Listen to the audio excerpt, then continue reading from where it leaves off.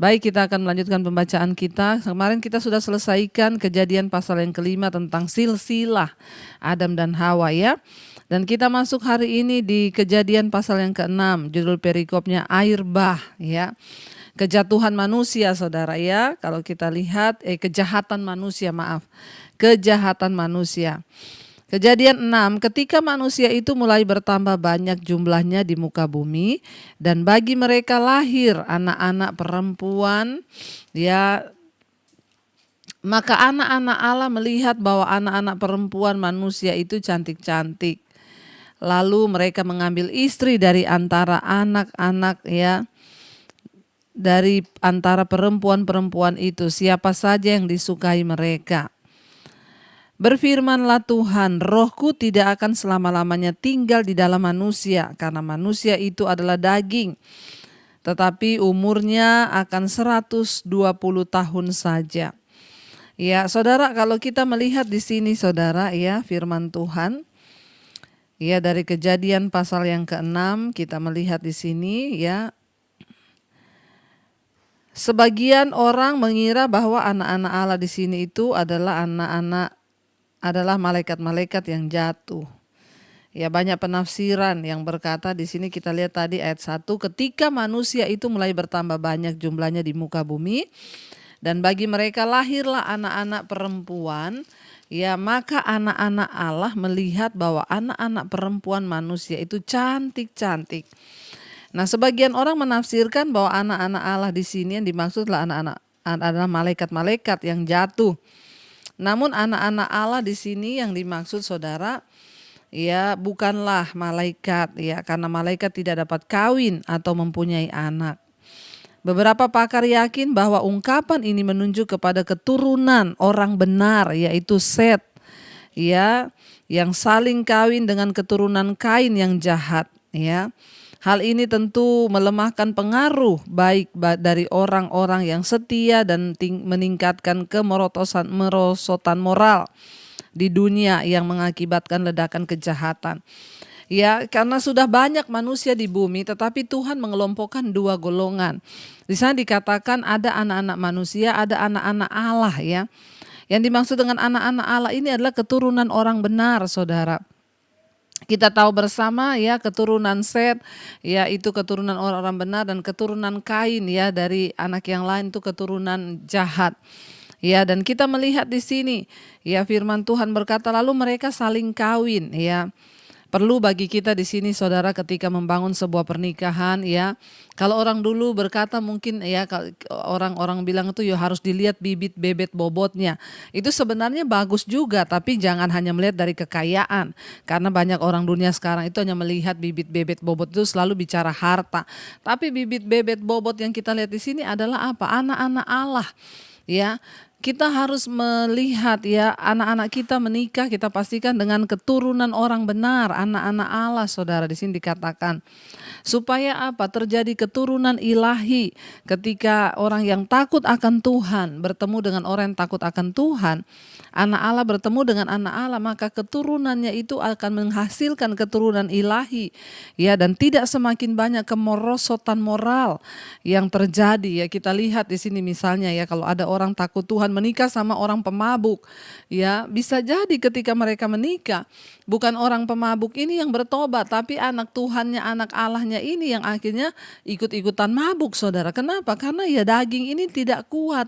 Makanya di sana firman Tuhan berkata ya, Tuhan berkata di sana pada ayat yang ketiga, berfirmanlah Tuhan, rohku tidak akan selama-lamanya tinggal di dalam manusia, karena manusia itu adalah daging, tetapi umurnya akan 120 tahun saja. Ya, makanya Tuhan berkata saudara ya, tidak akan selama-lamanya roh Allah itu ada dalam diri manusia. Karena apa? Manusia ini daging. Ya, dan dikatakan maka umurnya hanya 120 tahun saja. Bahkan sekarang kita lihat jarang orang bisa mencapai 120 tahun saudara ya. 100 tahun saja itu sudah puji Tuhan haleluya 12 kali. Apalagi makin ke sini makin banyak orang mati muda. Kenapa? Karena memang umur itu kalau kita lihat ya dari awal-awal ya, bagaimana Nuh, kita lihat Adam usianya 900 tahun, 800 tahun. Semakin ke sini itu semakin menyusut. Kenapa? Akibat dosa. Ya, ketika manusia mulai kawin campur dengan orang-orang yang berdosa, dosa dan dosa dan dosa itu terus terjadi, kutuk dan terus terjadi, maka umur manusia itu makin ke sini makin pendek, Saudara perhatikan. Ya, Tuhan berkata akhirnya tidak akan selama-lamanya Rohku tinggal. Ya, makanya umur manusia itu nanti hanya 120 tahun saja. Bersyukur yang bisa mencapai 120 tahun saja. Bahkan kalau kita baca di Alkitab Perjanjian Lama ya, manusia, firman Tuhan berkata umur manusia itu hanya 70 tahun. Ya, sesudah itu lebihnya sakit, penyakit dan penderitaan, Saudara ya. Dan di sini dikatakan Tuhan bilang tidak untuk selama-lamanya. Ya, jadi ini bukan anak-anak Allah, di sini bukan maksudnya malaikat ya, karena malaikat tidak dapat kawin, tidak dapat mempunyai anak. Tetapi umurnya akan 120 tahun saja, ya ini telah ditafsirkan oleh beberapa penafsir sebagai bahwa Allah memberikan kepada orang pada zaman Nuh waktu 120 tahun untuk mengubah cara hidup berdosa mereka. Ya, Allah menunjukkan kesabarannya yang luar biasa kepada kita juga, Saudara. Dia memberi kita waktu untuk meninggalkan cara hidup kita dan mulai ya hidup di dalam firman-Nya. Mari kita mulai hidup meskipun 120 tahun itu tampak seperti waktu yang lama. Akhirnya waktu itu juga habis ya, air bah melanda bumi. Waktu Anda juga mungkin akan habis. Datanglah kepada Allah, mintalah pengampunan dosa-dosa Anda. Anda tidak akan dapat melihat ya kesabaran Allah yang luar biasa ya jika kita ini tidak sungguh-sungguh ya mau bertobat. Ya, jadi ada perkiraan dari para ahli bahwa 120 tahun itu mengacu kepada waktu air bah yang akan datang. Ya, Tuhan berkata ternyata saat itu Tuhan sudah berfirman, ya manusia itu hanya akan berumur 120 tahun saja. Karena pada waktu itu kita tahu semua manusia dibinasakan satu dunia lewat air bah, kecuali Nuh yang tertinggal ya di atas di dalam bahtera. Nanti kita akan baca selanjutnya, Saudara. Di sana dikatakan ya pada waktu itu kan manusia itu sudah bertambah jahat, Saudara ya.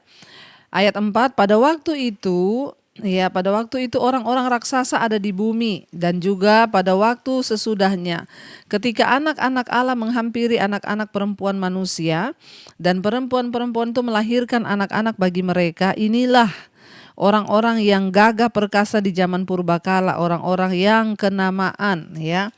Jadi mereka memiliki anak, Saudara ya, orang-orang yang pada masa itu gagah perkasa dan kenamaan. Ayat 5, ketika dilihat Tuhan bahwa kejahatan manusia besar di bumi dan bahwa segala kecenderungan hatinya selalu membuahkan kejahatan semata-mata, maka menyesallah Tuhan bahwa ia telah menjadikan manusia di bumi dan bahwa hal itu memilukan hatinya. Ya, Saudara, kita lihat di sini ya ada orang-orang raksasa tadi ini kemungkinan ya 9 atau 10 kaki tingginya pada zaman itu. Istilah Ibrani yang sama digunakan untuk menamai ras dari orang-orang tinggi itu dalam Bilangan 13 ya, seperti Goliat, Saudara ya. Jadi ada orang-orang tinggi dan juga ya ternama, salah satunya Goliat yang tingginya itu 9 kaki, raksasa. Ya, terdapat di 1 Samuel pasal yang ke-17 ya. Raksasa-raksasa ini memakai kelebihan fisik mereka untuk menindas orang-orang yang ada di sekitar mereka. Jadi dengan postur tubuh mereka yang besar, mereka memakai kesempatan untuk menindas orang-orang yang lemah, Saudara, di antara mereka. Lalu di sini dikatakan ya karena semakin besar kejahatan manusia di bumi, ya manusia itu kecenderungan hatinya selalu membuahkan kejahatan semata-mata. Ayat 6, maka menyesallah Tuhan bahwa ia telah menjadikan manusia di bumi dan hal itu memilukan hatinya. Saudara, apakah ini berarti bahwa Allah menyesal telah menciptakan manusia? Apakah Allah mengakui bahwa ia telah membuat kesalahan di dalam menciptakan manusia kalau kita melihat ayat ini? Ya, di sana dikatakan Allah menyesal ia menciptakan manusia. Tentu tidak, Saudara. Bukan karena Tuhan telah membuat kesalahan dalam penciptaannya. Ya, Allah itu tidak pernah berubah pikiran. Ya, sebaliknya dia menyatakan kesedihannya atas apa yang orang-orang itu lakukan terhadap diri mereka. Ya, seperti orang tua menyatakan sedih atas seorang anaknya yang suka memberontak. Allah menyesal, ya, menyesal melihat manusia ini, kenapa mereka itu ya akhirnya memilih untuk hidup mengikuti jalan mereka sendiri, saudara ya. Sebaliknya di sana ya Tuhan menyatakan kesedihannya seperti seorang tua yang sedih melihat anaknya yang salah jalan, saudara ya. Jadi kita melihat di sini Allah sedih karena orang-orang ini memilih ya, lebih memilih mencintai dosa dan maut, kematian, bukan memilih hubungan yang dekat dengan Tuhan dan hidup di dalam kebenaran. Ayat yang ke-7,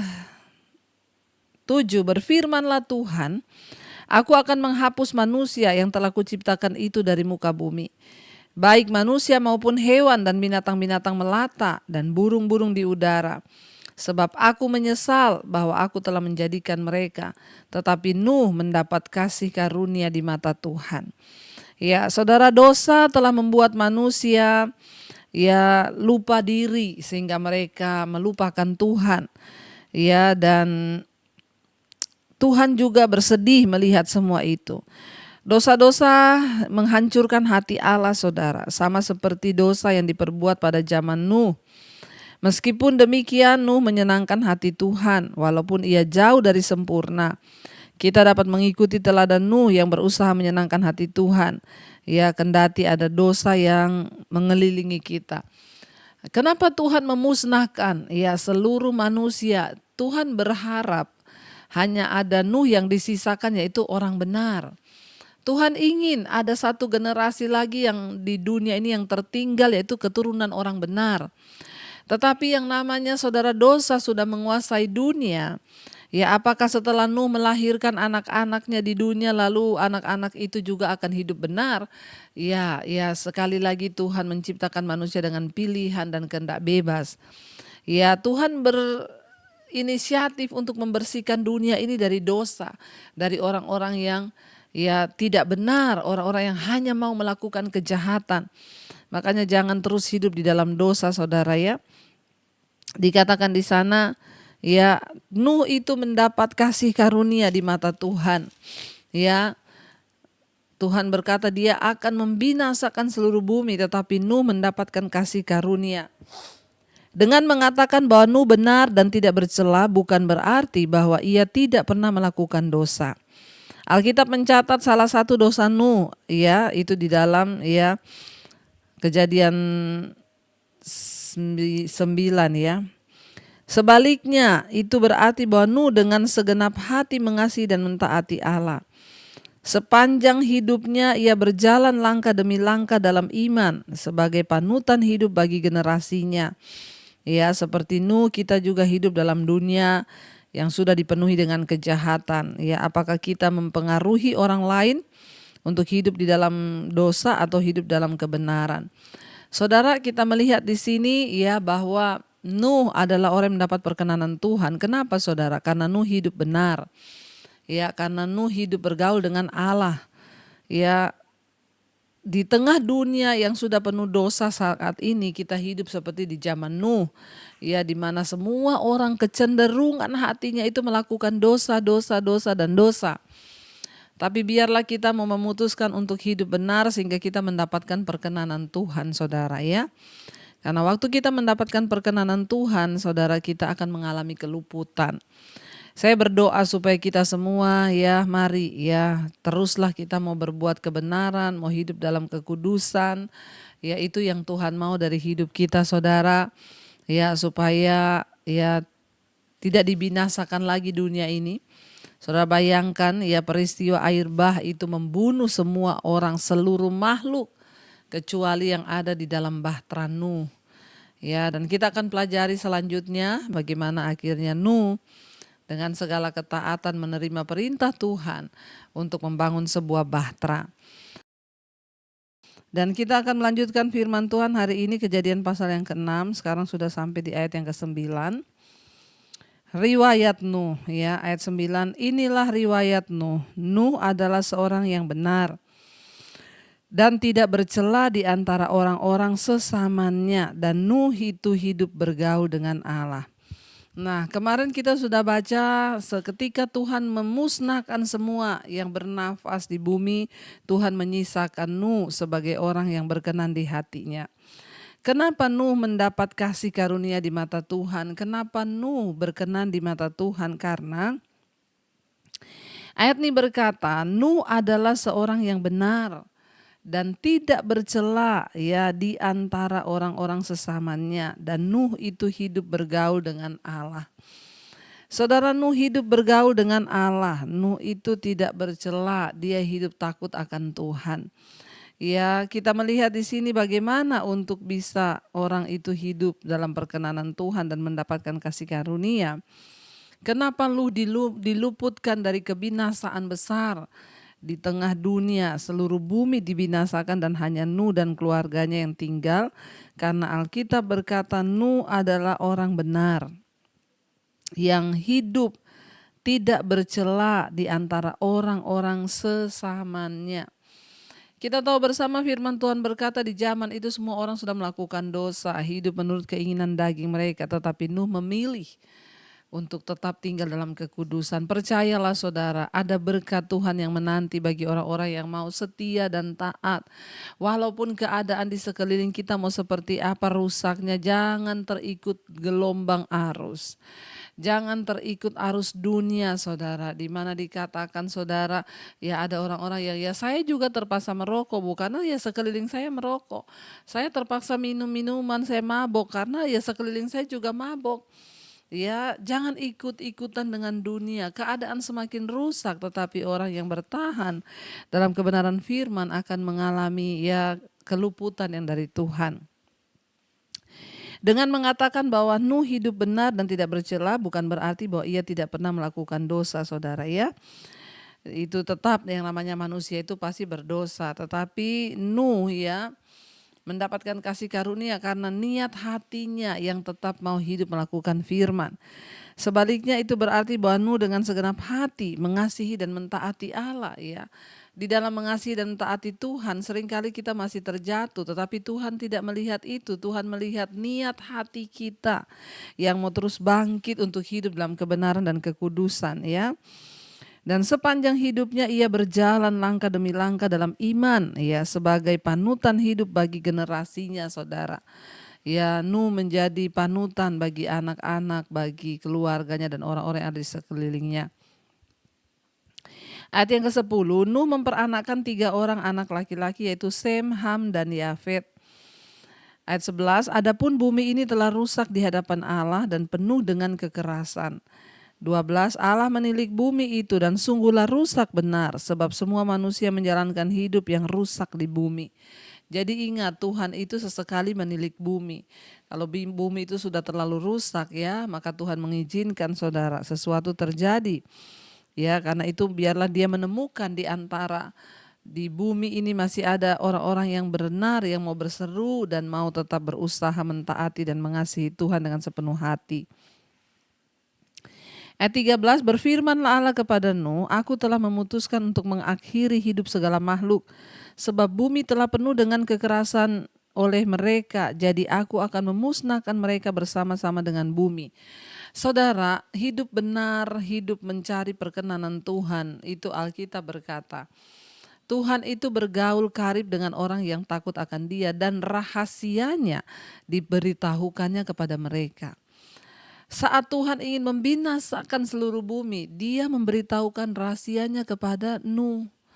Dia berkata, aku akan melenyapkan seluruh bumi, aku akan melenyapkan semua yang ada di atas bumi ini. Ya, karena manusia ini sudah terlalu berdosa, Tuhan berfirman kepada Nuh, aku telah memutuskan untuk mengakhiri hidup segala makhluk. Ya, oleh sebab ya mereka itu sudah berbuat jahat. Firman Tuhan, bayangkan saudara, waktu kita menjadi orang yang benar, yang berkenan di mata Tuhan, Tuhan itu memberitahukan rahasia-rahasianya apa yang akan terjadi. Ya, saya pun mengucap syukur mendapat tuntunan Tuhan untuk boleh memberitakan Injil lewat media, lewat YouTube, saudara. Saya tidak tahu apa yang akan terjadi di 2020, tapi Roh Kudus begitu mendesak saya untuk segera cepat ambil alih media untuk pelayanan penginjilan. Dan ternyata benar 2020 itu virus corona terjadi. Buatlah bagimu sebuah bahtera, kata Tuhan, ayat 14. Buatlah bagimu sebuah bahtera dari kayu gofir. Bahtera itu harus kau buat berpetak-petak dan harus kau tutup dengan pakal dari luar dan dari dalamnya. Jadi Tuhan memerintahkan Nuh untuk membuat bahtera, saudara, ya. Dan Tuhan menuntun Nuh untuk pembuatan bahtera itu semuanya mengikuti anjuran Tuhan. Kalau Tuhan yang menyuruh, maka Tuhanlah yang pasti akan menuntun. Ayat 15, beginilah engkau harus membuat bahtera itu 300 hasta panjangnya, 50 hasta lebarnya, dan 30 hasta tingginya. Ayat 16, buatlah atap pada bahtera itu dan selesaikanlah bahtera itu sampai sehasta dari atas dan pasanglah pintunya pada lambungnya. Buatlah bahtera itu bertingkat bawah, tengah, dan atas. Sebab sesungguhnya aku akan mendatangkan air bah meliputi bumi untuk memusnahkan segala yang hidup dan yang bernyawa di kolong langit. Segala yang ada di bumi akan mati binasa. Tetapi dengan engkau aku akan mengadakan perjanjianku. Dan engkau akan masuk ke dalam bahtera itu, engkau bersama-sama dengan anak-anakmu dan istrimu dan istrimu dan istri anak-anakmu. Jadi kita lihat di sini, saudara, ada pengecualian bagi orang yang selalu mengejar hidup dalam kebenaran. Tuhan memerintahkan kepada Nuh untuk membuat bahtera. Yang dibuat oleh Nuh bukan sebuah perahu kecil, saudara, tapi ini bahtera yang gede. Bayangkan, saudara, jika kita ini membangun sebuah bahtera yang panjangnya 1,5 kali lapangan sepak bola. Jadi 1,5 kalinya lapangan sepak bola. Itu ukuran bahteranya Nuh. 1,5 kali ukuran lapangan sepak bola, dan tinggi bangunannya itu 4 tingkat, saudara. Panjang bahtera itu 6 kali, 6 kali lebarnya, perbandingan yang sama dengan yang digunakan oleh pembuat kapal modern. Jadi kalau saudara pernah melihat kapal-kapal modern, kapal-kapal pesiar yang begitu besar itu, saudara, hampir mirip. Bahtera besar itu mungkin dibangun bermil-mil jauhnya dari laut, dan oleh sedikit saja orang yang setia, yang mempercayai janji Allah dan yang mentaati perintah-perintahnya. Kita lihat di sini, saudara, Tuhan memberikan kepada Nuh tentang apa yang akan terjadi, dan dia suruh Nuh membangunnya, saudara. Tuhan berkata, aku akan mendatangkan air bah ke atas bumi ini, dan semua akan musnah, tetapi atas engkau dan keluargamu aku akan mengadakan perjanjian. Ketika Allah berfirman, aku akan mengadakan perjanjianku, Tuhan sebetulnya sedang membuat janji, dan ini adalah tema yang umum di dalam Alkitab. Allah membuat perjanjian dengan umatnya, dengan anak-anaknya yang berkenan, Tuhan membuat perjanjian. Allah membuat perjanjian dengan umatnya, dia betapa tentram rasanya mengetahui bahwa perjanjian Allah diadakan dengan kita, saudara. Bayangkan saat kita, Tuhan datang dan melakukan perjanjian dengan kita, saat dia memberitahukan rahasianya kepada kita. Dan dia tetap merupakan keselamatan kita, dan kita tetap dijaga, tetap aman melalui hubungan kita dengan dia. Dan itulah perjanjian-perjanjian Tuhan, saudara, secara universal. Perjanjian Tuhan itu mendatangkan kebaikan bagi manusia. Tapi karena Nuh mendapat kasih karunia Allah secara pribadi, Tuhan mendatangi dia dan mengatakan janjinya kepada Nuh, saudara. Ayat 19, dan dari segala yang hidup, dari segala makhluk, dari semuanya haruslah engkau bawa satu pasang ke dalam bahtera itu, supaya terpelihara hidupnya bersama-sama dengan engkau. Jantan dan betina harus kau bawa dari segala jenis burung dan dari segala jenis hewan, dari segala jenis binatang melata di muka bumi. Dari semuanya itu harus datang satu pasang kepadamu supaya terpelihara hidupnya. Dan engkau bawalah bagimu segala apa yang dapat dimakan. Kumpulkanlah itu padamu untuk menjadi makanan bagimu dan bagi mereka. Lalu Nuh melakukan semuanya itu tepat seperti yang diperintahkan Allah kepadanya, demikianlah yang dilakukannya. Saudara, tidak mudah ya melakukan apa yang Tuhan suruh, itu tidak gampang. Ya, ketika kita mengikuti Tuhan maka kita harus belajar taat. Orang-orang yang dipanggil Tuhan secara khusus akan mendapat tuntunan Tuhan. Contoh ketika saya disuruh Tuhan berangkat ke Jakarta, pindah dari Solo ke Jakarta. Secara manusia itu mustahil, tetapi kami dapat peneguhan demi peneguhan di mana Tuhan yang menyuruh kami pindah meninggalkan kota Solo. Secara manusia kami baru beli rumah di Solo, tapi Tuhan bilang berangkat ke Jakarta ada perkara besar yang akan aku kerjakan buat hidupmu di Jakarta. Dan itu bukan hanya Tuhan bicara kepada kami, tapi kami mendapat peneguhan dari seorang hamba Tuhan yang dari luar negeri. Ketika kami minta didoakan, orang ini tidak mengenal kami, tetapi dia bernubuat, dia menyampaikan bahwa ada perkara besar bagimu di kota ini di Jakarta. Jangan pernah mundur selangkah pun. Saat itu kami sudah berniat untuk balik ke kota Solo karena tidak ada harapan di Jakarta. 1 tahun lebih saya tidak ada pelayanan, suami juga ya, sampai kami terpaksa harus pulang lihat anak-anak yang masih di Solo. Waktu itu naik motor 16 jam saudara dari Solo Jakarta. Mempercayai janji Tuhan itu tidak mudah saudara, tapi ya kami mau terus percaya dan terus berusaha untuk meneguhkan hati untuk percaya. Beberapa teman di Solo udah bilang balik aja, kalau memang di Jakarta nggak ada pelayanan, pintu pelayanan di Solo tetap terbuka bagi kalian untuk pulang. Tapi saya berkata ini adalah janji Tuhan, ini perintah Tuhan yang Tuhan sampaikan bagi kami. Bukan dengan gampang kami coba-coba berangkat ke Jakarta, lewat pergumulan, lewat doa, lewat puasa saudara, sampai Tuhan meneguhkan benar-benar kami harus pindah ke Jakarta. Demikian Nuh, saya yakin ketika Nuh mendapat perintah untuk membangun bait itu tidak mudah saudara. Banyak orang menertawakan dia. Ya, saya pun dulu ketika berangkat dari Solo ke Jakarta banyak yang menertawakan saya.